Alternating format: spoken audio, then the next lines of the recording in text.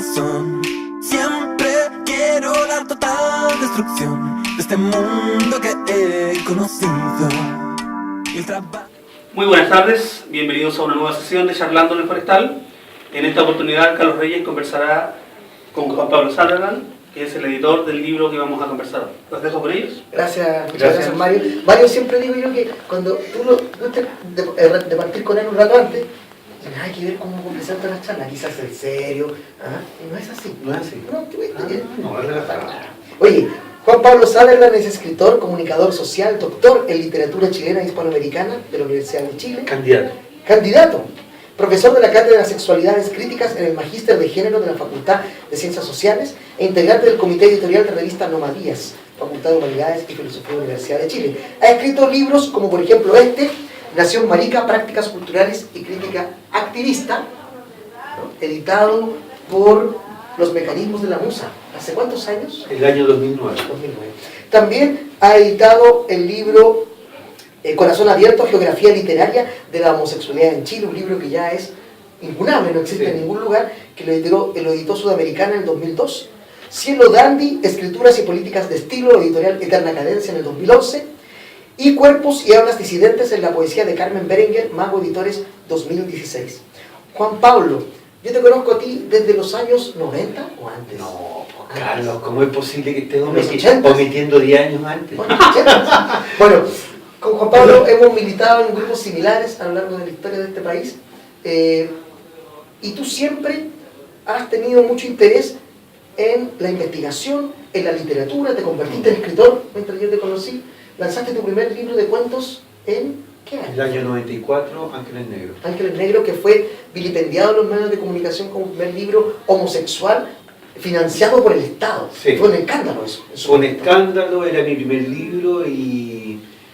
O sea, yo pensaba que igual el libro iba a tener su escándalo porque era un libro que era como el primer libro masivo de cuentos gay. Claro, más por el contenido y los temas que instalaba, más que por ese escándalo de dónde venía el dinero para imprimirla. Lo que pasa es que la derecha armó un escándalo porque el título que puso la derecha en la segunda, que es un título que hoy día yo pienso, ese título hoy día no pasa nada. No, porque el título era libro gay con plata fiscal, ¿no? Entonces como que de alguna manera hoy habría día sido más escandaloso libro fiscal con dinero gay. Eso habría sido más escandaloso, eso habría sido. Eso habría sido bastante más interesante. Y ahí comienzas tu carrera como escritor. ¿De dónde viene después este escritor que deviene, se convierte en un investigador, en un estudioso de los temas de disidencia sexual, de crítica sexual, de teoría? Es que eso es mezclado, porque yo no escribí no empecé a escribir cuando recién se publicó Ángeles Negros.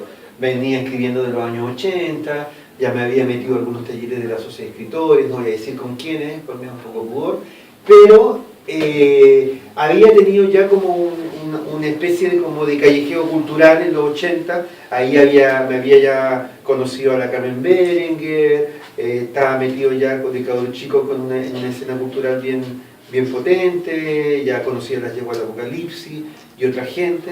Entonces y también amigas mías de generación como Manu Urriola, por ejemplo, que vivíamos en la zona oriente, en la zona poniente que se llama ahora Pudahuel, Cerro Navia, esos sectores, y ya estaba la escritura ya dando vuelta entre medio de la militancia política. Entonces de alguna manera la escritura es un lugar que se ha cruzado en mi vida con la política. Una militancia política que comienza en el espacio de los derechos humanos primero. Claro. Antes de meterse en esta nueva línea. Sí, claro, en los derechos humanos, en organizaciones de derechos humanos, acuérdate que nosotros estuvimos juntos en el movimiento contra la tortura Sebastián Acevedo, de ahí nos conocimos, y en ese tiempo estaba en producción de escritura, había un cruce con la escritura, después el año 89, el 88 llegó Escármeta a Chile, convocó a un taller de narrativa, una beca, me gané la beca, y con Escármeta estuve 1 año y medio, y con Marco Antonio La Parra. Y ahí estuvimos un grupo de escritores jóvenes en ese momento, que empezamos a publicar en los años 90. Oye, quiero comenzar con leer un pequeño fragmento de Nación Marica, que es un tema que vamos a tocar mucho ahora, que es el tema de lo queer, la teoría queer. Y tú te haces una pregunta retórica acá al comienzo del libro, dice, ¿qué es el queer? me permitiré leer tu definición y luego comentarla y socializarla un poco. Dice, ¿qué es el queer? Desde una caja de herramientas Foucaultiana, Foucault y Butler, ¿no? Butler, diría que puede entenderse como una teoría de la acción performativa que tiene efectos políticos en los cuerpos. Habla en una primera persona que desenfoca el ejercicio identitario, devolviéndole al otro su gesto objetivador, ¿no? Por ejemplo, dice más adelante, o desde una perspectiva política podríamos entenderla como una estrategia que, disolviendo la identidad, juega una hiperidentidad extrema. Maricón, camionera, torta, tortillera, cola, fleto, coliza, pato, trolo, etc. Para desestabilizar la homonorma, la estabilidad gay, la normalización de la gaysidad, ¿no? Y ahí sigue. Sí. Después, quizá es chino eso para lo mejor, pero puede hay gente ser, que no por va a eso, ver en la exacto. entrevista. Ahora, ¿qué es esto de la teoría de queer? Que la gente escuchara, ¿qué es esto de lo queer? No entiendo.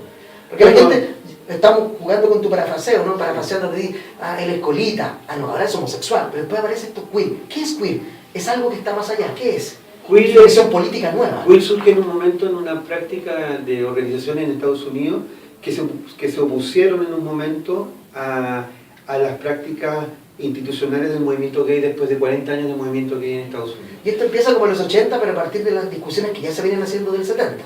No, surge en los 80 porque surge un grupo de lesbianas chicanas, lesbianas, feministas latinas, afrodescendientes, que empiezan a criticar la estabilidad blanca de clase media del mundo gay, ¿no? Y de las organizaciones gay, que se estabilizan de alguna manera. Entonces, es como decir, es como y una cosa que es clave para explicarlo, digamos, que no se puede traducir porque si traduce uno queer, se pierde su latencia política, pero en términos, si queremos decir metodológicos, queer uno lo podría traducir de alguna manera, más para que la gente entienda, que es una injuria, un insulto, como cola, como maraco, como tortillera, como marica. Y que se le apropia para justamente utilizar. Claro, entonces estos grupos que están criticando al movimiento gay en su momento en Estados Unidos, se articulan ese discurso de insulto, digamos, que es un insulto que en tercera persona obviamente,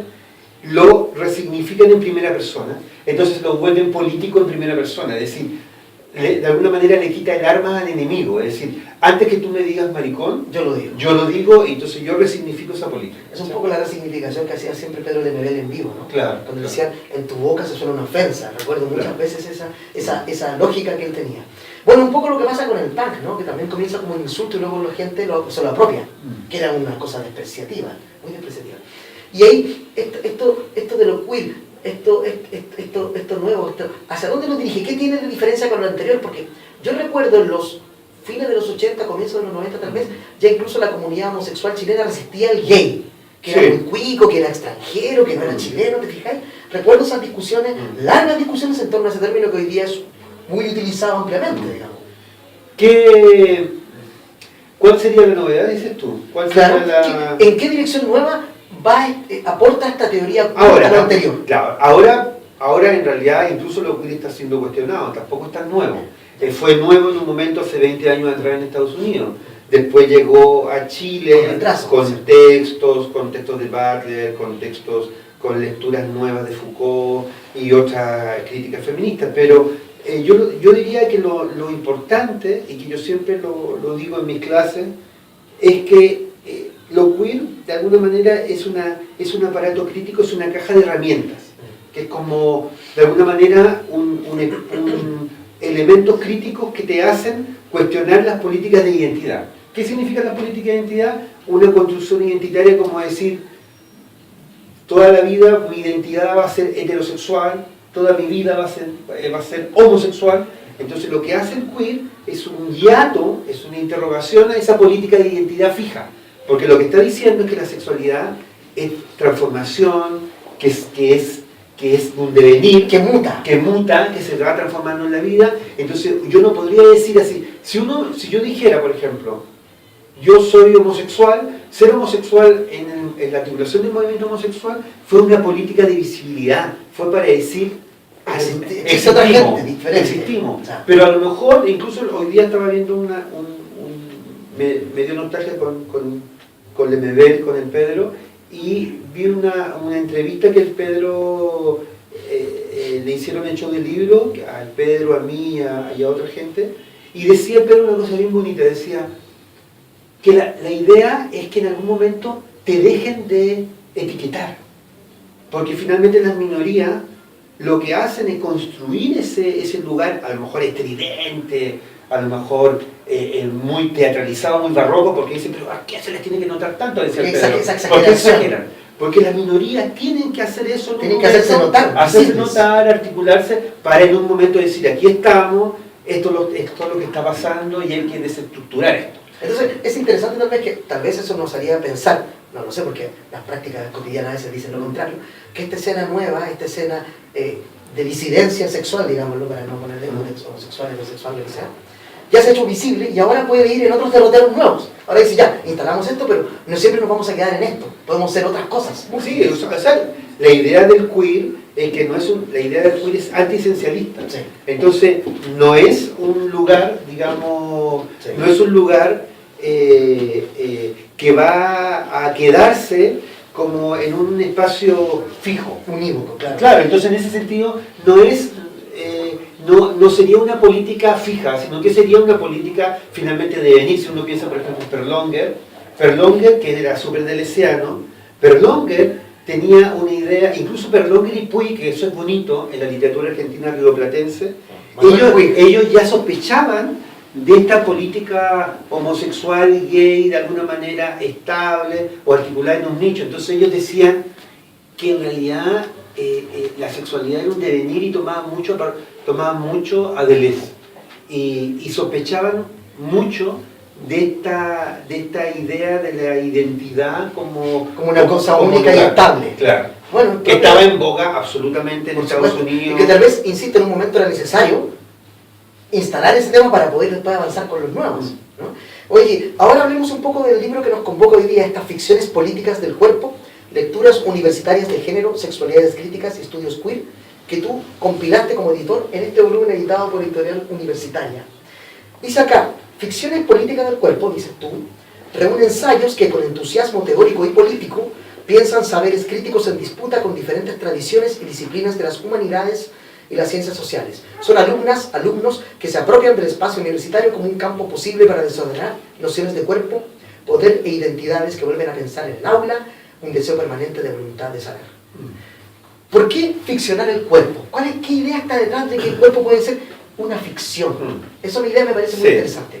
Esa idea no es mía, sí, obviamente, sí. Es una idea que viene ya de un tomo muy bonito, un trabajo espectacular de Foucault, que es uno de los libros que leyeron. Fíjate que el primer tomo de la historia de la sexualidad fue uno de los tomos que leyó más el activismo homosexual en los años 80. El activismo, digamos, metropolitano, cosmopolita, en Nueva York, en París, en Estados Unidos, en Londres, que era un activismo que se activa con todo el tema de la epidemia del VIH que estaba diezmando a las comunidades homosexuales. Entonces es interesante, hay un teórico norteamericano, Jeffrey Wills, que es bien interesante lo que dice, si uno pensaba, por ejemplo, que en el siglo XIX el movimiento obrero, los trabajadores andaban con el libro de Marx, el manifiesto comunista, pensemos que en el siglo XX, en París, en Nueva York y en Londres, los activistas homosexuales andan con el primer tomo de la historia de la sexualidad de Foucault. ¿Y por qué? Porque hay una cosa muy importante en ese tomo,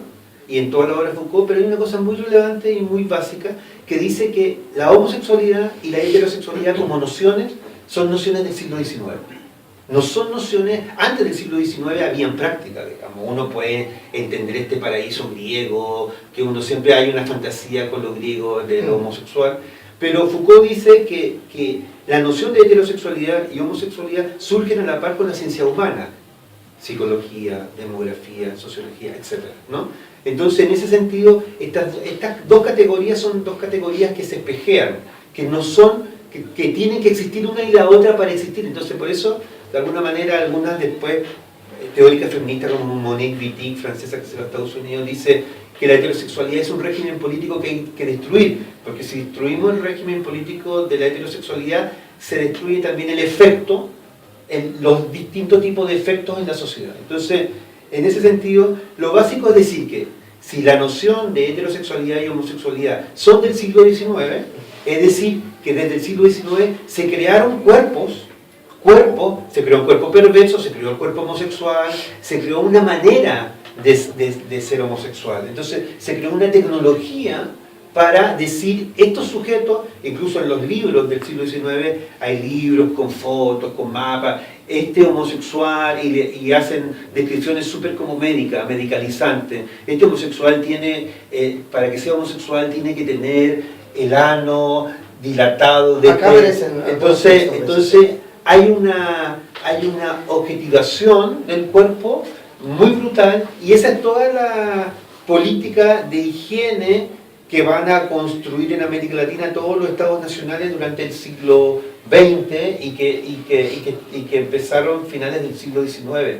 Entonces, en ese sentido, hay trabajos muy notables, por ejemplo, en América Latina, como el trabajo de Salesi, de Médicos Marica y Maleante, que trabaja todo el tema de estado higiénico en la Argentina, y hace también un trabajo con la literatura argentina, cuerpo eugenésico, que es muy interesante. Que es un tema que aparece acá en el libro también. Oye, ¿tú estás haciendo este curso hace cuántos años en la universidad? Llevo yo creo que son 9 años. ¿Por qué el interés de la universidad tanto de ti por hacer un curso así? Y el público, que aparece público, que es interesante, ¿no? Aparecen, ¿no es cierto?, estos temas que aparentemente a mí me interesan mucho, pero parece que a la gente no le importaran mucho. Pero hay un deseo, una necesidad de conocimiento, de saber, de expresión acá. O sea, yo creo que fundamentalmente para mí, Carlos, tiene que ver con un deseo político, porque cuando yo no estoy haciendo esto, que es como clases y teoría, de alguna manera estoy pensando también en mi propia escritura, que mi escritura de alguna manera se despliega en una dimensión que también se cruza con la teoría, y en ese sentido fue una fantasía que yo llevé a la universidad. No es que la universidad me lo pidiera, no es que alguien me dijera, Juan Pablo, este curso. No, yo les propuse a ellos que, ¿sabes que no hay en la Universidad de Chile ningún curso que retome un poco la teoría feminista, la teoría crítica? Hay muy poca gente que lo toma, y en general lo que yo veía de mis grandes amigas feministas, Kemi Oyarzún, Olga Grau, y un gran grupo de gente que quiero y admiro mucho, pero que de alguna manera también se habían quedado con una teoría crítica, discursiva, demasiado ochentera, y que de alguna manera yo necesitaba repasar otros lugares, porque son los lugares que he ido repasando en mi vida. Piensa tú que yo leía Foucault gracias a mi hermano en los años 80. Mi hermano el año 87, 88 llegó a la casa en Pudahuel, llegó a la casa, estudiaba en Concepción, y yo era joven comunista, así militante, así muy carismático y muy ortodoxo también, y mi hermano me dice, lee esto, y era su tesis de Foucault, y era por un profesor que había estado en París. Foucault, recordemos que murió en el año 84, de SIDA, y nadie sabía muy bien por qué había muerto, y me pasa la tesis Foucault, yo tenía como 18 años más o menos, y mis textos eran todos Marx, Trotsky, Engels, etc. Y mucha literatura, tenía entre medio estaba Rodrigo Lira, Nicanor Parra, Donoso, tenía también mi campo cultural literario, pero cuando llega a mis manos Foucault, a partir de la tesis que hizo mi hermano de Nietzsche y Foucault, yo quedé loco. ¿Te impactó? Me impactó, quedé loco, y yo, ¿cómo hace esto? ¿Cómo piensa la locura? ¿Cómo piensa el cuerpo? ¿Cómo piensa la enfermedad? Y además que en medio de la juventud comunista, las juventudes comunistas me cuestionaban porque fumaba pito, y después empecé a mirar que cuestionaban también a la gente que evidentemente era marica. Entonces en ese sentido ya... Porque escuchaba música en otro idioma, claro, o porque tomaba Coca-Cola, que puede ser ridículo, digamos. Pero había, aunque ustedes salieron en los 80, o sea, había esas discusiones poderosas, ¿no? Tú escuchabas The Cure, The Clash, no, eso no puede ser, compañero, no puedes escuchar esa música. No, claro. Era fuerte. Acuérdate que si uno iba al trole o iba a otras escenas culturales que eran distintas a la escena típica de izquierda con Poncho y Tillemani, y con toda una cultura como de la muerte, así como todo así como muy peña. Nosotros estábamos en otra, por eso, por ejemplo, a mí me gustaba esta nueva lectura, me atraía Foucault, me atraía, por ejemplo, Rodrigo Lira, que a mí me dejó loco Rodrigo Lira, o Enrique Lin cuando lo leí. Sí. Entonces, en ese sentido, creo que que de alguna manera mi escritura o el deseo de teoría pasa por un lugar escritural también de habitar el mundo. Y que tiene que ver también con lo que decía... Y que es saciado en este curso que estás haciendo. Sí, claro. De alguna manera. Claro, este curso es como una especie como de divertimento que me doy, porque ahí hago lo que quiero, invito a todos los mutantes de Chile. Y se discute, se habla. Sí, se habla y... No sé, invito a mucha gente que hace performance, a que hace filosofía. Es decir, es un curso súper interdisciplinario donde yo puedo pensar cuál podría ser la cátedra, esa cátedra que uno desea ir, donde esté escuchando todo. Sí. Todo lo que uno desea escuchar o todo lo que desea uno criticar o debatir. Sí. Entonces, no esa cosa aburrida, académica. Entonces, incluso uno puede tener errores en ese proceso, pero es bonito, digamos, como construcción, como ensayo. Entonces, claro, equivocarse en el hacer, no equivocarse en el no hacer nada. O sea, no podría haber hecho nada de lo que he hecho en escritura, en teoría, si no me equivocara. Oye, quiero leer un poco de los autores y autoras que aparecen en el libro. Karina Ahumada Pailahueque, Inger Flem Soto, Soledad Prieto Millán, Manuela Cisternas Gasset, Nadia Poblete Hernández, Nicolás Fierro Olmos de Aguilera, Rodrigo A. Lara Quinteros, Elisa Niño Vázquez. Esta es la gente, hombres y mujeres que escriben varios textos acá en el libro, ¿no? Vamos a ir avanzando en el libro entonces. Por ejemplo, Soledad Prieto Millán hace un texto que dice perversión y eugenesia a comienzos del siglo XX, la enfermedad venérea y la degeneración como metáfora de la homosexualidad, ¿no? ¿Cómo son los textos? Ellos proponen un tema, tú los guías, ellos son temas de los cuales se habla durante el curso completo y ellos eligen algo. ¿Cómo funciona esto? ¿Cómo se llega a un libro como este? No, ese libro de alguna manera es parte del proceso de la cátedra, digamos, del curso.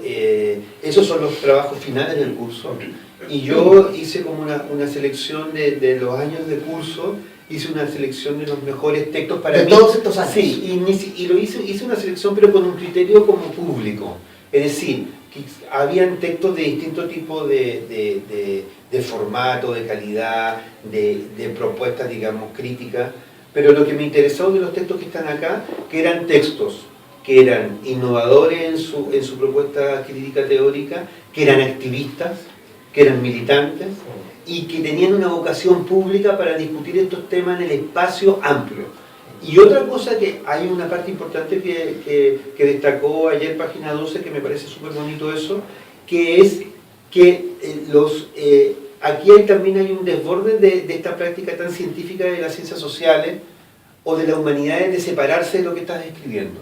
Entonces aquí gran parte, por ejemplo, de los autores hablan en primera persona. Entonces hay un chico que, por ejemplo, que se accidentó en Buenos Aires, en el metro de Buenos Aires, y quedó sin una pierna, y hace toda una relación con su homoerotismo, con su relación de pareja, con otro tipo, con otro hombre, con otro joven, y sobre las políticas del cuerpo fitness, de gimnasio gay, y su propio cuerpo, que ahora no es el cuerpo de objeto del deseo de esa cultura. Entonces, hay muchos textos que de alguna manera hacen una autoficción o una recreación, una política de la ficción de sí mismo. Desde sí mismo, sin esa distanciación académica. Claro, como esa cosa científica, ¿no? Sí. Como, no, es que nosotros los... Y varias de esas, lo más curioso también, que varios de esos textos se convirtieron en tesis. Entonces, una parte, por lo menos 3 textos de esos, que fueron parte de mi curso, se convirtieron en tesis, digamos, del magíster de Gela. Oye, aquí vamos a ir viendo, la idea es que vayamos viendo cada uno de los textos un poco y comentándolos brevemente, y por favor, insisto, si alguien quiere intervenir en cualquier momento, tiene la libertad de hacerlo. La Soledad dice acá, en un momento habla de el señor Ibáñez, ¿no? El dictador Ibáñez en Chile, y de todo ese constructo que realiza contra la sodomía, ¿no? Criminalizar la sodomía, cosa que estuvo en Chile hasta el año 1999. La sodomía estuvo penalizada en Chile hasta el año 98. Mija, fíjate, hace reciente. Mira, vemos una cara de asombro, pero es que es así, es cierto, ¿no? Carlos Ibáñez del Campo, ¿no? Realiza 2 proyectos de reforma de Código Penal, los que intentan incluir a las personas de mal vivir, entre ellas a los homosexuales. Ya no se quería penar exclusivamente a la sodomía, sino que directamente juzgar a los homosexuales, dado que, según Phillips, la inversión se considera un estado de peligrosidad, ¿no? por ejemplo. Sí, por ejemplo. Y se les pone al lado de, Pero, claro, de los delincuentes. ahora, eso de los es una joya Foucaultiana, porque cuando yo le digo a los alumnos, imagínense una ley que se llame Ley de Estados Antisociales, que se promulga el año 1954. Las leyes, para ser viables, tienen que tener reglamento. Esta ley nunca tuvo reglamento, pero se dictó, fue aprobada por el Congreso. Y la idea era hacer granjas agrícolas donde iban a llevar a homosexuales, a locos, a putas, a vagabundos. O sea, todo lo indeseable posible, digamos. Entonces, es interesante de cómo el Estado chileno, de alguna manera, es el que administra esa política. Exacto. ¿No? Entonces, ese texto es bien interesante porque para la gente que no tenga idea de cómo se trató la homosexualidad o la sodomía durante el siglo XX, ese es un texto clave. Es decir, es un texto que arma un territorio y dice la homosexualidad o la sodomía pasaba esto. Incluso hay un afiche que es bien curioso. Aquí está hay un afiche en ese artículo de los Pacos que es sobre el tema del, digamos, de si tienes sífilis, no tengas hijos. Dice, si estás enfermo, no procrees, dice. Bueno, el texto termina con una frase muy interesante. Dice, por ejemplo, la homosexualidad masculina, entonces, era considerada un mal contagioso que acarreaba la degeneración de la raza. El concepto de raza está acá. Lo que se justificaba por el conjunto perversión, herencia, degeneración, detectado por Foucault, donde se comprendía que una herencia cargada de enfermedades producía en definitiva un perverso sexual, pero también explicaba cómo una perversión sexual inducía un agotamiento de la descendencia. Es decir, la homosexualidad y otras prácticas de la época iban a pervertir esa raza maravillosa, pura, que tenía Chile. Y lo homologa aquí el texto la cosa de la eugenesia nazi, ¿no? Sí, pues claro. Fíjense ustedes, eso pasó en nuestro país hace no muchos años. Y El segundo, ¿sí? Eso también explicaría, sin querer defender ninguna posición extraña, que las hay, el hecho de que casi toda la derecha diga que la homosexualidad es una enfermedad y se podría curar. Si la misma ley dice que podríamos llevarlo a una granja donde pudieran estar ahí, tal vez los podríamos sanar. Claro, todavía existen hoy día esas ideas de que se puede, que es una enfermedad curable, ¿no? Que uno cree que... Y incluso aparecen personajes diciendo, yo me curé. ¿Lo han visto esos afiches? De pronto aparece. El capítulo 2, homo y lesboparentalidad por la senda de la deconstrucción del parentesco. Es un tema ultra candente en Chile hoy, ¿no? Se discute, se pelea, ¿no es cierto? Y se habla de ello. Este texto está escrito por Karina Ahumada. ¿Qué hace Karina Ahumada en este texto, Juan Pablo? Bueno, lo que hace ella es básicamente trabajar la idea de pensar o de desbaratar un poco la noción tradicional de familia y decir que en realidad el botín que hay en disputa es el botín respecto a la noción de familia. Entonces habla de nuevas formas de familia y en ese sentido está el caso de Karen Atala y la situación lleva a la Corte Interamericana de Derechos Humanos en un momento. Entonces ahí hay un tema que fue súper potente y que fue fuerte con esta lucha que dio Karen Atala y su compañera en un momento por la tuición de su hija, que fue, de alguna manera, le quitaron la tuición de su hija y el Estado chileno tuvo que hacer una reparación con eso. Entonces, el artículo lo que hace es, de alguna manera, ir abriendo desde la teoría psicoanalítica, desde lo político, desde el concepto de que Judith Butler dice una cosa bien interesante. ¿Es de antemano heterosexual el parentesco? Y en ese sentido es como criticar un poco qué significa el sentido de ser familia. A lo mejor ser familia puede ser, por ejemplo, 2 chicos, 3 chicas, yo y mi abuela, una madre soltera. Es decir, de alguna manera, no solamente en el terreno de la sexualidad, sino que en el terreno cultural y social, de pensar cómo en Chile, en este país, se construye una forma, y hemos vivido siempre formas distintas de familia. Lo que pasa es que estamos atrofiados por un modelo que es un modelo que es hegemónico, pero que en la realidad cotidiana no ha sido así. O sea, si uno lee el libro de Sonia Montesino, Madre y Guacho, y el tema del mestizaje y la relación de las madres y los hijos y el tema paterno, ahí es básico que en América Latina, por ejemplo, las mujeres de alguna manera tienen una importancia fundamental en la articulación afectiva de las familias que son dirigidas por mujeres. Entonces esta cosa del padre tiene que ver más con una construcción simbólica de la familia y del modelo de familia que siempre nos han impuesto. Sí, sobre eso justamente ella comienza su texto diciendo que las familias homosexuales y lésbicas se subvierten la naturalización del parentesco como régimen político basado en la heterosexualidad. Tiene sentido entonces preguntarse si acaso el parentesco es siempre y por defecto, como decías tú, heterosexual, como lo hace Judith Butler. Pero además este interrogante me lleva a cuestionar, dice la escritora del texto, ¿en qué medida la categoría de performatividad aplicada a las familias homo y lesboparentales permite dar cuenta de que el parentesco está sujeto a transformaciones? Y ella pretende hacer una respuesta en ese texto, ¿no? En el texto que está acá. Juan Pablo, ¿por qué es tan importante Judith Butler? Cuando uno lee libros del tema, uno ve entrevistas, siempre aparece Judith Butler, Judith Butler. ¿Qué es la importancia radical de ella como investigadora?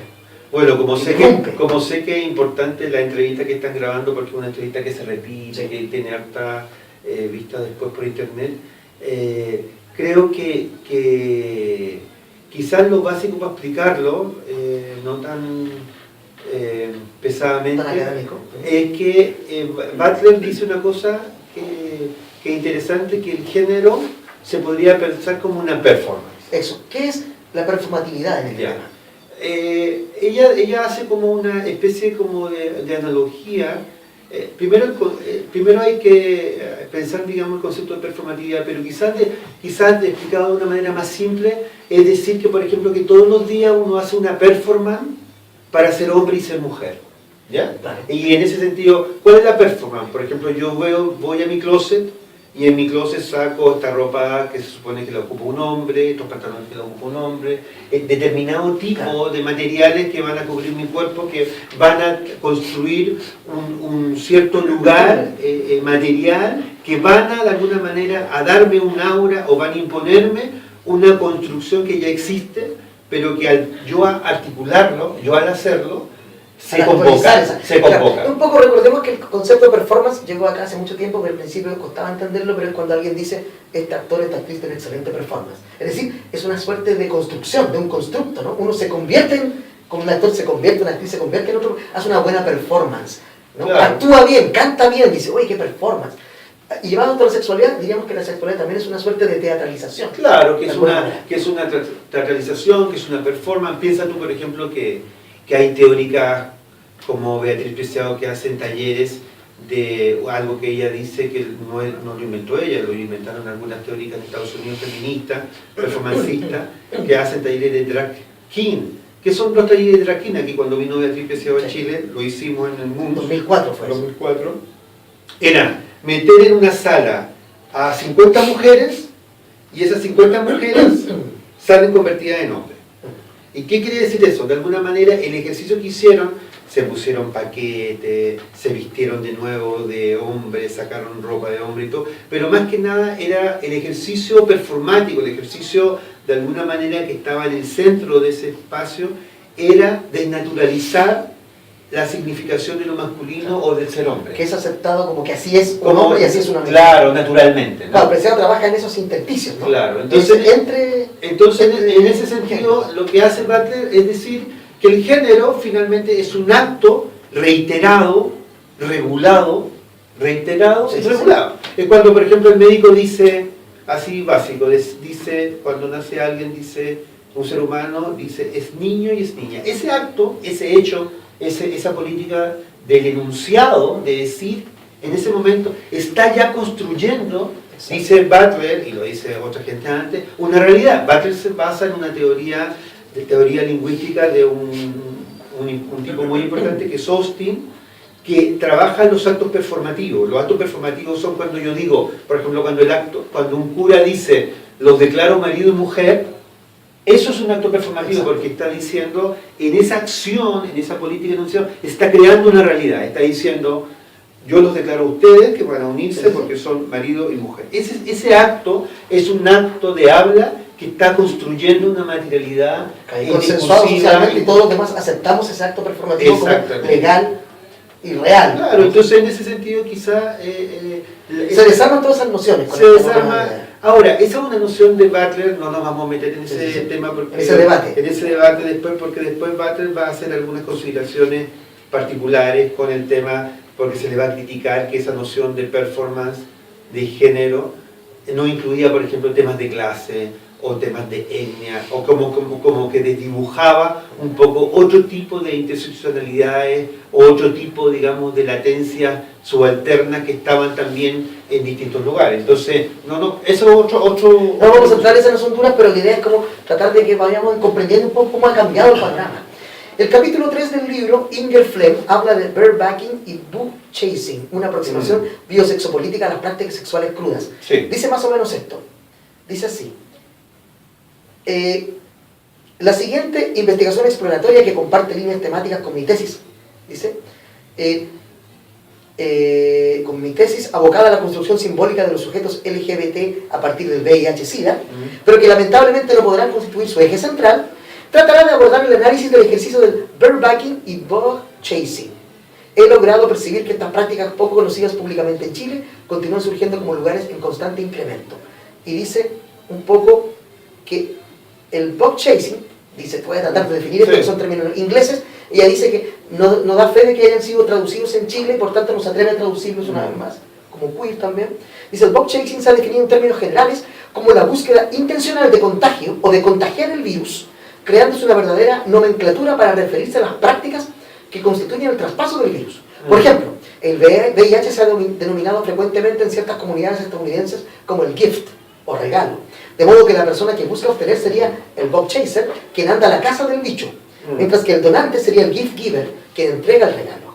Sin embargo, cuando se trata del barebacking, pese a haber una definición de algún modo neutra que circula públicamente, se logra entrever en que no hay una postura unívoca para referirse a esta práctica, etcétera, etcétera. Sí. ¿De qué se trata este barebacking y bug chasing, Juan Pablo? Bueno, quizás ese artículo es uno de los artículos quizás que hay que explicar más, porque son nociones de prácticas sexuales que en Chile yo creo que existen, pero que no se conocen mucho visiblemente, pero que es interesante como lugar, porque creo que se estarían dando. Esa práctica del book chasing significa, por ejemplo, que alguien que tiene VIH, que vive con VIH, puede ubicarse en el lugar de... Cáchate, quizás es interesante entender la cabeza de la gente y las prácticas en otros lugares del mundo. Por ejemplo, si yo vivo con VIH, de tener una práctica sexual con otra persona y regalar el VIH. Y por eso se llama gift. Entonces, por ejemplo, en las comunidades que ella analizó, que son en California, los homosexuales o las comunidades gay que están ahí, hay comunidades donde hay gente que vive con VIH, que es el que tiene el rol de regalar el bicho, entre comillas el VIH, y otros el rol de recibirlo. Y eso en realidad, que puede parecer una práctica súper terrorista, ¿no? Así como... Terrorífica. Terrorífica, así, pero ¿cómo alguien va a recibir el bicho? ¿Cómo alguien va a querer alguien va a querer recibir el VIH? Quizás se pueda entender en otros contextos, porque de alguna manera ahí hay una práctica de disidencia después de muchos años de políticas de prevención del Estado norteamericano en esas comunidades, y donde, digamos, hay una política de interrogación. Ahora, como uno conoce de alguna manera la nomenclatura de ese tipo de prácticas, entonces en ese sentido es re loco pensarlo, porque es una cosa que aquí es muy difícil de entender. Es muy difícil de entender que alguien que tiene VIH lo regala y hay otro que está disponible para aceptarlo, ¿no? Entonces, ese es un tipo de práctica que se analiza en ese lugar. Y la otra práctica, que es el bareback, que en realidad es tener sexo sin preservativo, sin algún tipo de dispositivo.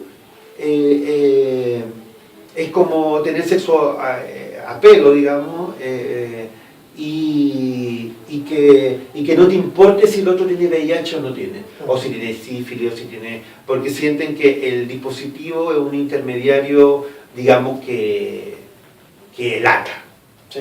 Que lata. Ahora, esto es una práctica que se lo lleva a otras cosas, a otros estados contemporáneos. Se recuerda esos deportes extremos que se hacen incluso arriesgando la vida a mucha gente, ¿no? Sí, claro. ¿Es como eso? Hay una noción ahí de peligro. De vivir en una sociedad tan tan armada, tan perfecta, sillones tan cómodos, que a veces hay gente que le gusta vivir en esos límites en donde el peligro abunda, ¿no? Es una práctica bien interesante. Cuando lean el texto van a darse cuenta más de la profundidad que tiene y de cómo elabora acá Inger Flemm ese tema. Entonces, va a aparecer aquí como una cosa muy extraña, como dice Juan Pablo, pero hay que entender esa mentalidad, esa forma de vivir. Sí. Es una opción, ¿no? Sí, una opción. Adelante. Yo también pienso, o sea, lo que están hablando de ir a capturar el bicho, contagiarse como la lógica de la vacuna. Yo voy al hospital y me contagio la H1N1, ¿para qué? Para no preocuparme más de esa infección. Y esto sería como una lógica similar. Voy, me contagio el bicho y no me preocupo más de contagiarme, de ese terror de pegarme la infección. Considerando también que el Estado garantiza también un tratamiento, entonces también ahí hay como un resguardo, ¿no? Más o menos podría ser como esa lógica. Es como una suerte de rebelión contra este Estado higienista, ¿no? Sí, este Estado claro, que regula, que controla, y dice ya, basta de esto. Claro. Hay una noción ahí también como de anarquía, una bioanarquía. Sí, es como de alguna manera lo que dice Francisco, como de anteponerse a esa política y de quedar fuera de esa aura de protección estatal y articular una política más individual y más propia, digamos. Sí. Me parece extraña. Oye, 4º capítulo del libro, Nadia Poblete Hernández, Radicalidades desde un proceso de experimentación.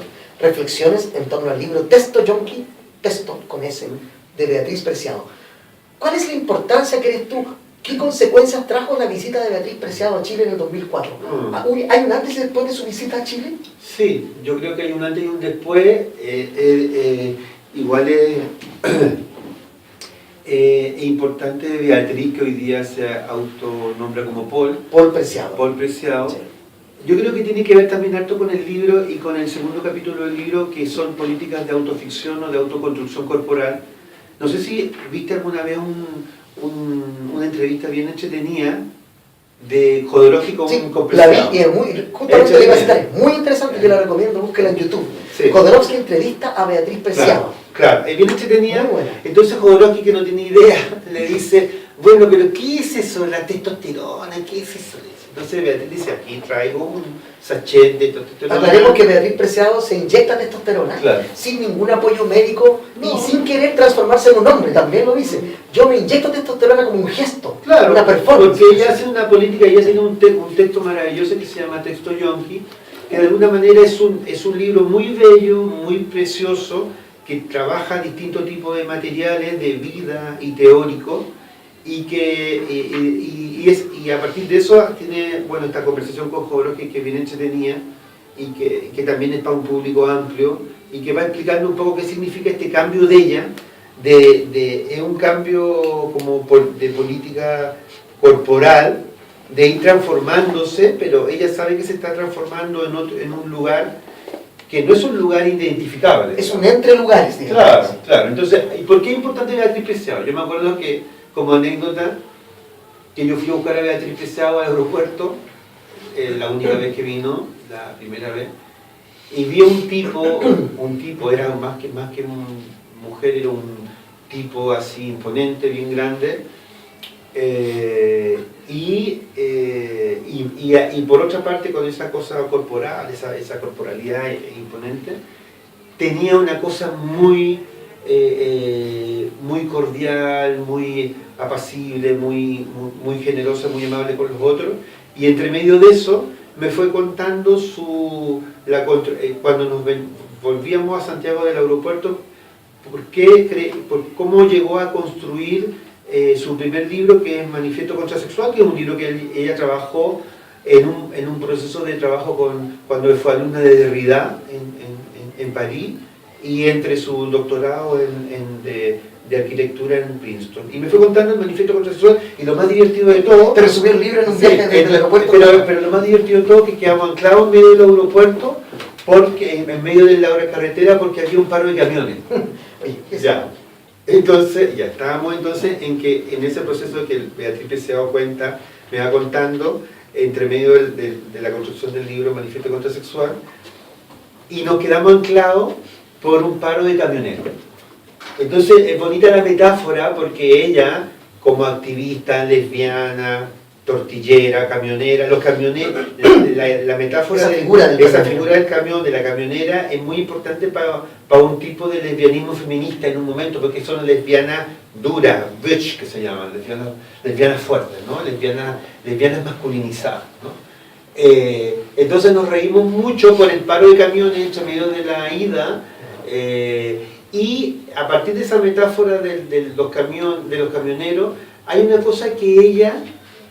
Yo soy formado, piensa todo, y aquí hay amigos que saben eso como Héctor, que yo soy formado con un grupo de feministas de los años 80. Sí. Entonces esos grupos feministas son muy importantes, muy potentes, muy postestructuralistas, que formaron, por ejemplo, la llegada del Apocalipsis, todo un campo muy importante, muy relevante, la escena avanzada. Yo era cabrón chico y estaba metido entre medio de toda esa escena. Entonces, yo me formé desde ese lugar. Entonces, cuando viene Beatriz Preciado, lo que Beatriz Preciado quizás a mí me descoloca es de alguna manera volver al cuerpo.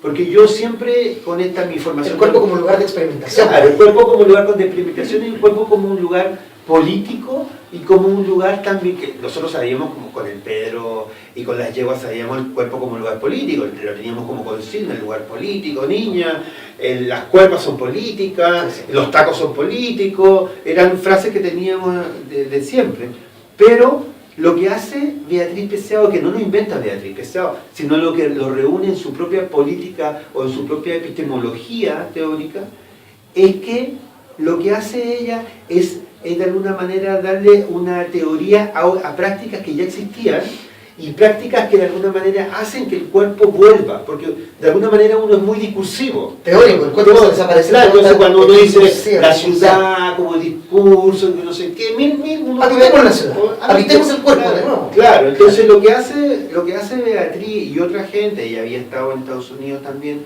mucho tiempo, trabaja mucho con las performances feministas de los años 70, lo que hace Beatriz es de alguna manera con el manifiesto contrasexual trabajar, por ejemplo, este concepto que ella tiene de la dildotecnia, trabaja la idea del dildo. Entonces ella de alguna manera provoca en Chile una resignificación de volver al cuerpo y no quedarnos en la práctica discursiva que teníamos desde siempre. No, por ejemplo, es que es la representación, la política de representación, ¿no? Sí, sí. Todos teníamos toda esa formación de la política, que también es importante. Sí. Que la tiene también ella. Claro, por supuesto que la tiene, hay que tenerla para después de construirla. Pero lo que yo creo que es importante en Beatriz o en Paul es que de alguna manera nos deja una caja de herramientas Foucaultiana o de otro tipo para de alguna manera reconstituir y pensar el cuerpo. Yo me acuerdo que estaba con Nelly Richard, con Carmen Berenguer, con Olga Grau y me dice, pero ¿por qué están tan fascinados con ella? Es que como Preciado es como una terrorista, ¿no? Claro. Pacifista, como, viene con estas cosas, ¿qué son estas cosas? Claro, Es un impacto. Sí, pero es un impacto en términos de la práctica, porque ella llega, por ejemplo, y hace este taller de drag king, que vienen 50 mujeres, lésbicas, heterosexuales, Sí. feministas, no feministas, llegan y recorren la ciudad en la performance de ser hombres. Sí. Entonces, ellas, después hacemos una fiesta aquí en una discoteca que estaba aquí al lado, ¿cómo se llamaba? La Queen. Universitaria. Aquí, sí, en Buenos. Ah, en Buenos. Y viene con un grupo francés, queer, y es interesante ver a tus amigas como hombre, en la performance de como hombre, en la performatividad de hombre, y ver el efecto.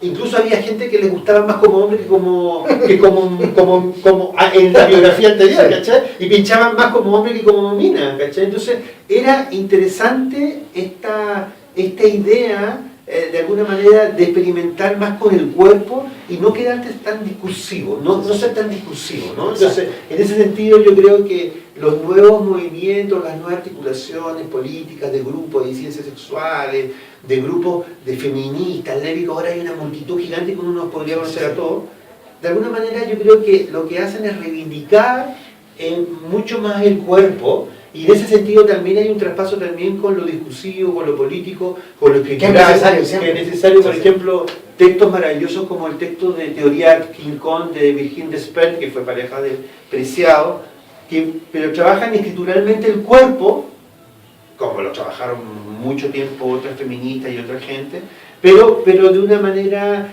muy de choque, Sí, muy diferente, muy, sí. muy potente. Cuando uno lee los textos de Preciado por primera vez son un golpe, son como un chachazo, si despiertan, una cosa Pero claro, muy pero si interesante. leyeran los textos de Moni Wittig, Sí, sí. de André Rich y otra No, pero en el sentido de ella como esta cosa terrorista, como de explosión que tiene, Claro. media panqueta, ¿no? Sí. Diferente a nosotros que también hay discursos potentes, Foucault, por ejemplo, muy poderoso, pero su discurso es más académico, ¿no? Claro, entonces, Por ejemplo, acá dice el texto, dice, definir el cuerpo como un espacio de experimentación donde la testosterona sin receta ni guía médica está asociándose con su cuerpo, respecto de Preciado, dice, ¿no? Implica un primer golpe al poder médico y al poder de las ciencias. No hace falta un saber oficial para calificar un acto como un acto experimental, científico. Por tanto, sin poderes médicos que indiquen la acción, este acto voluntario de experimentación en que la que hace el experimento es a la vez la sujeto que es experimentada, rompe la dicotomía sujeto-objeto clásica de la ciencia tradicional y androcéntrica. Preciado está produciendo un nuevo conocimiento y una nueva forma de producir conocimiento. Está estableciendo otro método.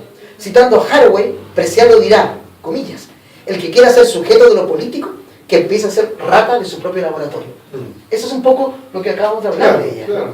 Y no, además ella lo hace en texto yonki maravillosamente. Sí. Oye, sigamos como desentrañando el libro. Ya aquí estamos en el desplazamiento político de la violada, de Elisa Niño. Este es uno de esos textos en primera persona que hablábamos, ¿no? Me permito leer el comienzo para que tú puedas explicarnos un poco lo que ella hace. Dice, hace tiempo escuché a alguien señalar, comienza el texto, con la seguridad de estar enunciando una lógica evidente, que las violadas o se vuelven frígidas o se vuelven ninfómanas. Y me dieron ganas de decirle, pues no, bueno, claramente en una época no quería que me tocasen, pero mi cuerpo no perdió la capacidad de sentir placer, ni me hice adicta al sexo, aunque lo disfruto bastante. Si lo que te interesa de una violada es su vida sexual, la mía es activa y placentera, a pesar de la violación y los prejuicios que hacen que la gente suele centrar más su atención en el trauma de nuestros genitales que en una sociedad enferma que viola. Pero no dije nada. Pensé que iba a incomodar mucho mi comentario. Justifiqué mi silencio, el peor, el autoimpuesto. Un calladita te ves más bonita. Desestimé mi poder, la potencia y privilegio de mi palabra, excusándome lo difícil que sería entender, lo perturbador que sería para todos. El silencio es, a decir de Foucault, lo que afirma que nada ha pasado. Si no se dice, no se sabe. Si no se sabe, no se ve. Y si no se ve, no se cuestiona. Así comienza un poco ya este texto. Sí, yo creo que, a mí de verdad creo que ese texto y del de otra alumna que ahora son magísteres, que son profesoras de la Chile, yo estoy súper agradecido de la generosidad epistemológica de ellas. ¿Qué quiere decir eso? Que ellas son capaces, lo mismo que estamos hablando, de hacer teoría con su propio cuerpo y no, a pesar de todo el prejuicio que puede haber, porque en ese prejuicio ella está contando política, teóricamente y biográficamente su propia violación a través del texto. Sí. Entonces, en ese sentido, eso es muy notable en la capacidad que ella tiene de articular una vuelta teórica y política con eso. Entonces, yo diría que es de una valentía y de un coraje y de una fortaleza crítica, porque lo que ella, ese texto, por ejemplo, ese texto se convirtió en tesis, se sacó un 7 como para su tesis de magíster, y un texto maravilloso porque ella lo que hace es un acompañamiento en un proceso para hacer la tesis con mujeres violadas. Sí. Pero es un acompañamiento de alguien que ha vivido el mismo proceso, pero que tiene una cabeza, una capacidad crítica feminista, que le da la posibilidad de entender ese proceso, pero también criticarlo. Entonces ella critica todo el proceso, por ejemplo, cuando una mujer es violada, tiene que volver a vivir el mismo proceso con todo el sistema médico, judicial, criminal, que todos lo conocemos. Imagínense todo el caso que tuvimos ahora con Nabila, con el tema del juicio público, que uno decía, pero cómo es terrible lo que está viviendo ella, y lo vuelve a vivir de nuevo. Entonces yo encuentro que ese texto apelando a la transformación de desplazar el contexto de la categoría de violada, y el otro texto que también es un texto que se emparenta con ese, que es del vaginismo, que sigue de Manuel La Cisterna, es interesante porque son dos textos que trabajan la figura que Foucault articuló en un momento en el siglo XIX, y no solamente Foucault, sino que el psicoanálisis, sobre la histeria de las mujeres, ¿no? De construir el lugar de la histeria de las mujeres. Entonces, en ese sentido, a mí me parecen, primero que son textos que tienen una calidad notable, que tienen una calidad de investigación, pero por otra parte creo que hay muy poca gente realmente en las ciencias sociales que se atreva a construir un texto desde ese lugar. O sea, yo encuentro que la potencia de ese texto, y en ese sentido no es un texto no queda solamente en un texto testimonial, sí, sino que queda como un texto que de alguna manera también da luces de cómo enfrentar el sistema político jurídico de lo que significa la violación en Chile y en América Latina, porque ella es una profesional, digamos, de las ciencias sociales de México.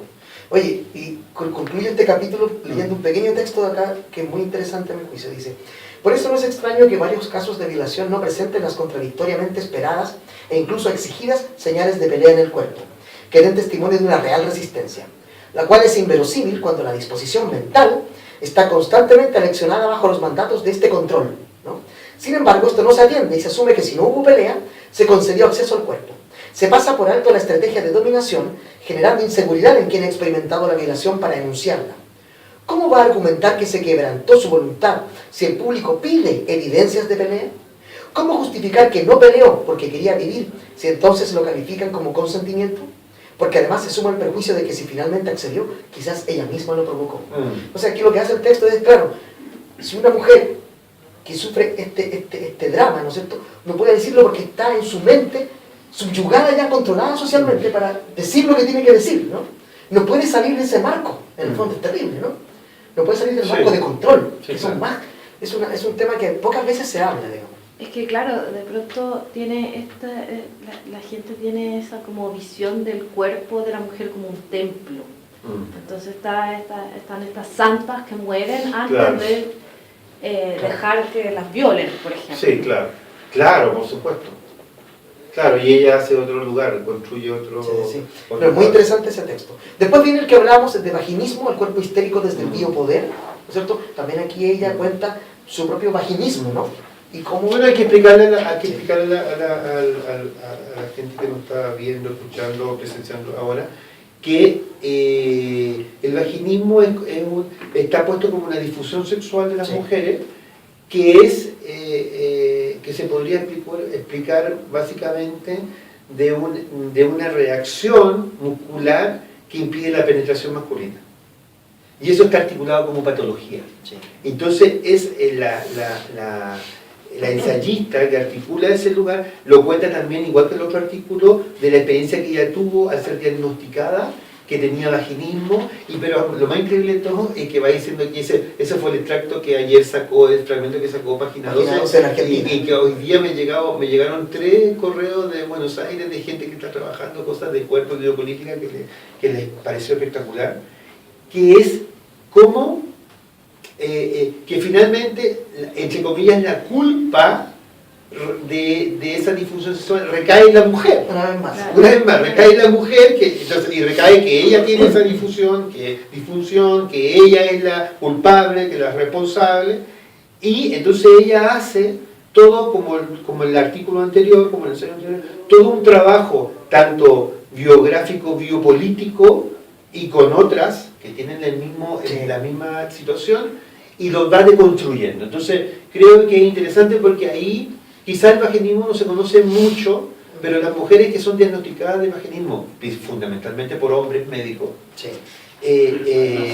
claro, fundamentalmente por hombres médicos, se sienten súper como, ¿qué hago yo? ¿Qué culpa tengo yo? Pero necesita su visita al médico y que le dice al médico, ya bien, ¿qué piensas tú que le pasó a él con tu problema? Y dice, ¿por qué me preguntó cómo se sentía? Claro, exactamente. El problema es, ¿qué te pasó a ti con lo que a él le pasa al pobre hombre que le pasó esto que no podía penetrarte? Sí, pues. Entonces, en ese sentido, creo que esos artículos tienen una especie de gemelidad o de complicidad, porque trabajan lugares, y además que están trabajando también sobre estas tesis de la creación del sujeto perverso de la mujer histérica. Acuérdate de que, por ejemplo, se inventaron prótesis o se inventaron maquinarias que después las culturas lésbicas de gueto en el siglo XX resignificaron, por ejemplo, se apropiaron de ellas, como por ejemplo el dildo o otro tipo de instrumentos, que eran instrumentos entre comillas, que el psicoanálisis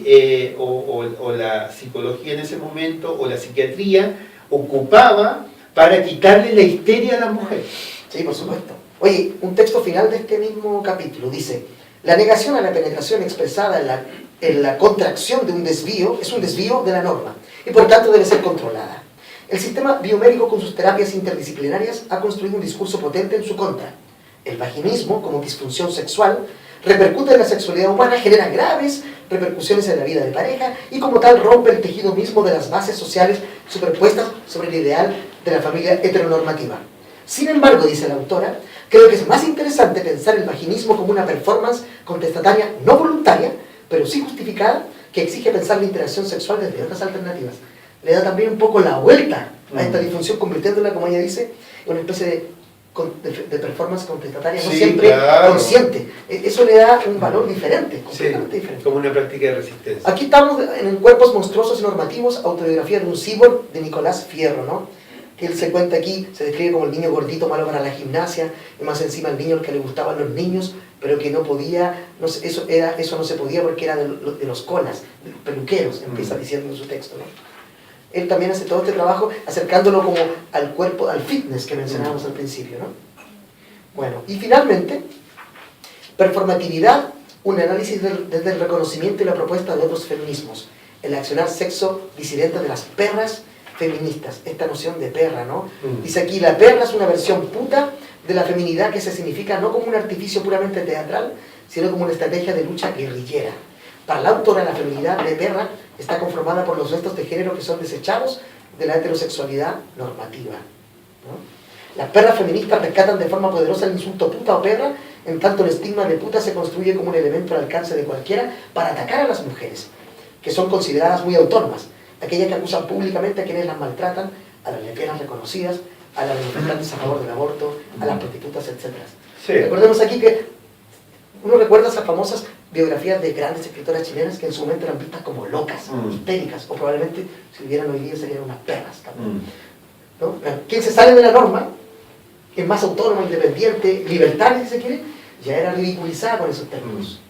Sí, él en ese artículo trabaja de alguna manera la política de la injuria resignificada políticamente, es decir, otra vez el tema de cómo se puede pensar o resignificar, digamos, la política queer, y cómo se puede repolitizar ese lugar estigmatizante, ¿no? Entonces él trabaja un poco con algunas feministas que tienen esa política en España y que hacen efectivamente un desarrollo o una práctica cultural asumiendo ese lugar. Entonces hace un análisis de su performance, y también es interesante quizás dar cuenta que hay analogías, por ejemplo, o cercanía o complicidad entre ese tipo de enunciación, ese tipo de práctica. Yo me acuerdo que presenté hace 2 años un libro de una gran amiga mía, que es una compilación de textos de ella, de Malú Urriola,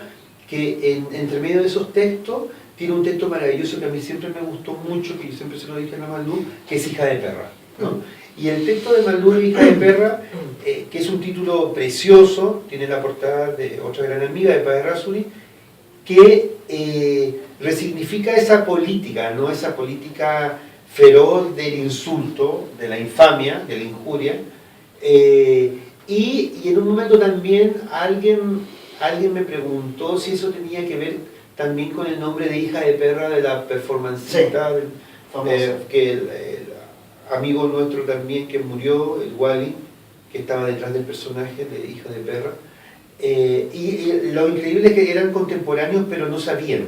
O sea, Hija de Perra no fue producto de la otra, claro, sino que eran paralelas, eran simultáneas. Hija de Perra no tenía idea del libro de Malú, yo se lo dije en algún momento, pero es bonito cómo esa sincronía, digamos, tiene que ver con un ánimo de época, Como un estado, con pensar y como resignificar otros lugares, ¿no? Y salir del campo más leíble, más tangible. En este caso, por ejemplo, en los textos yo no solamente presenté el libro de Hija de Perra de Malú, porque era una compilación que había hecho Cuarto Propio, con muchos más textos, pero sí me interesó la idea de la performatividad del nombre de Hija de Perra, porque Hija de Perra lo que está haciendo está de alguna manera batallando con una injuria hacia las mujeres, ¿no? Sí. Entonces es lo peor que podía decirse de alguien, ¿no? Es una hija de perra,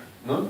Y lo más increíble de todo que, por ejemplo, que la hija de perra, el performance, andaba con su madre en los shows, nosotros la conocíamos, la Rosita. Entonces le decía, aquí está la perra. Claro, pues era su madre. Claro. Jugaba con esa idea. Jugaba con esa idea, ¿no? Bueno, Juan Pablo, estos son algunos de los textos que ustedes van a encontrar, y hay más, ¿no? Nosotros vamos acá a un repaso a este libro que yo aplaudo su publicación, ¿no? Porque es poco habitual en Chile las publicaciones más universitarias que toquen temas tan interesantes, ¿no? El último texto, recordemos, Rodrigo Lara Quinteros, ¿no? Lo hemos mencionado. Sí. Ficciones políticas del cuerpo, lecturas universitarias de género, sexualidades críticas, estudios queer. No sé si hay alguna pregunta antes de que vayamos cerrando, o un comentario con Juan Pablo esta conversación de hoy día en Quereo Forestal, ¿no? Yo creo que estamos cansados súper, y además que agradezco enormemente la invitación, Carlos, a este espacio, a conversar así relajadamente. Sí. En un día tan frío, y agradezco enormemente a los amigos que están acá acompañándome en esta performance. ¿Ah? Así que fantástico, pues. Así que... Juan Pablo, ¿algunos proyectos nuevos, libros nuevos tuyos de tu autoría? ¿Se vienen los nuevos libros? ¿Investigaciones? ¿En qué estás? Mira, la verdad es que lo que yo venía pensando hoy día con esta conversa contigo que íbamos a tener y todo, que la verdad es que yo ya mi cabeza estaba en otro lado. Incluso un amigo me preguntó ayer, bueno, el conversatorio, entonces ¿Qué conversatorio? ¿Qué tema? Ya se me olvidó. ¿Qué conversatorio? La cabeza ya está en el próximo proyecto. Entonces está en el próximo proyecto, pero en realidad está en la próxima ciudad. Porque afortunadamente tengo la posibilidad de irme a España 6 meses. Entonces voy a irme con un proyecto de tesis doctoral que tengo sobre dandismo latinoamericano, sobre 4 escritores latinoamericanos que son Bárbara Jacob, Roberto de la Carrera, Salvador Novo y Abraham Valdenomar, y voy a trabajar el tema de la pose dandy como performance de género o como performance marica a inicios del siglo XX en América Latina. Entonces estoy muy contento por eso, porque es un proyecto, pero... Es un tema que te tiene obsesionado hace un buen tiempo. Sí, porque... sacaste un primer libro. Saqué un libro de eterna cadencia con María Moreno, pero estoy más contento aún por otra cosa en realidad, porque yo creo que la crítica a mí me gusta, me fascina, como que me atrapa un poco, pero creo que el próximo año se viene mi descanso con la crítica y con los libros que me provoca deseo producir, digamos, como este o como otros que he hecho, como el libro de la Carmen Benítez, por ejemplo, un bello libro que hicimos el año pasado con ocasión de la postulación al Premio Nacional de Literatura de ella, y que quedó como libro, que es maravilloso. ¿Quiere volver a la literatura? Sí. Entonces, a pesar de que siempre digo que la escritura para mí es una sola, pero siempre mi corazón me late más con un tipo de escritura, ¿no? Esta es una escritura que a mí me parece que es como, de alguna manera, el territorio de la militancia crítica, y que me encanta y que me fascina, pero creo que hace muchos años no vuelvo, digamos, a mi campo original, que es la escritura, para sacar la grandilocuencia de lo literario, y estoy, creo que con muchas ganas de terminar una novela, que es una novela que le contaba a un amigo ayer, que de una novela se desprendió otra novela, y me acordaba, guardando las proporciones, con un proyecto con los grandes libros de Donoso, que Donoso, entre medio del Océano Pájaro de la Noche, que nos contó hace muchos años, a mí y a otra gente, de entre medio de la construcción de Los Océanos Bajo la Noche se le salió un apéndice que era El Lugar Sin Límite. Oh, los dos mejores libros, a mi juicio. Sí. Y a mí me pasó una cosa parecida dentro de mi libro, de este libro que estoy escribiendo hace varios años, que se llama Se le nota. Hay un apéndice que salió que es Niño Elefante. Y estoy súper entusiasmado en terminarlo porque creo que volvería con ganas y con deseo a ese texto, que no sé qué es, porque ayer escuchando a Héctor Hernández estaba completamente de acuerdo con él con que la historia de los géneros ha ido cambiando. Uno no podía pensar la narrativa chilena de hace 30 años hoy día más como noción de qué está escribiendo uno, ¿no? Como por ejemplo, yo creo que por ejemplo que la novela Tengo miedo torero de Pedro es una gran crónica novelada, sí, por exacto. ejemplo, ¿no? Sí. Entonces uno puede ir pensando, pasa en el campo de la escritura, que hay muchas cosas que me interesan.